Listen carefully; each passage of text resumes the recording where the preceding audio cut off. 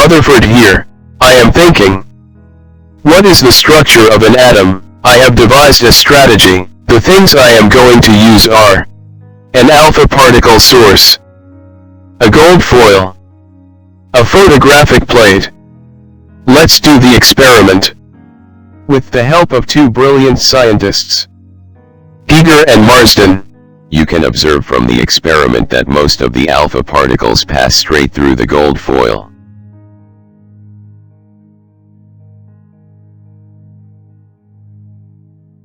So I concluded that most of the atom must be empty. Deflection of alpha particles at larger angle was also observed. This large angle must be the result of a single collision.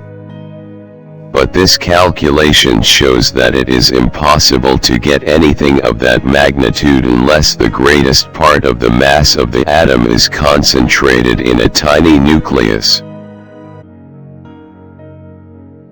Plum pudding model of atom by J.J. Thomson was unable to answer the reason behind large-scale deflection of alpha particle because in this model the positive charge was not concentrated at a single point.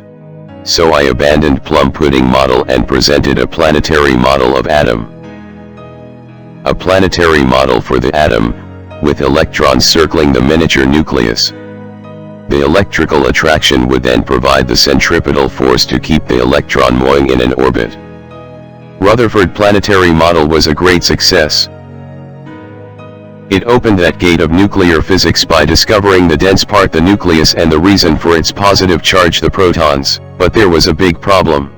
If the electrons are moving in circular orbits about the nucleus, and thus accelerating, they would lose all their energy in a fraction of a second, as the classical electromagnetic theory would predict.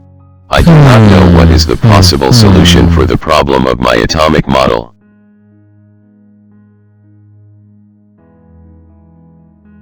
Hi 40.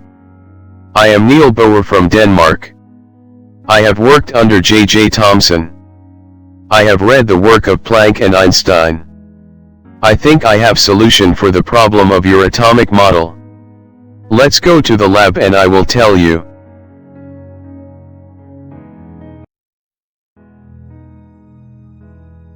You will see the difference between my and yours atomic model. I considered that there are special stable orbits which have something to do with the Planck and Einstein quantum relation between the energy of a light photon and its frequency, E equals hf. I deviated from classical physics by stating that the electron doesn't radiate light while it accelerates around the nucleus in a single orbit, but that radiation of light occurs only when the electron makes a transition from a higher energy level to a lower energy level. So the quantization of light energy neatly corresponds to the quantization of electron energy. Good work, Neely. I am really impressed. Thanks, Rudy. But still there are many questions that need to be answered. Yes. Like why electrons do not radiate energy when they revolve around a nucleus. I think the answer lies in the quantum theory of Planck instead of classical physics. Hope someone will find the answer.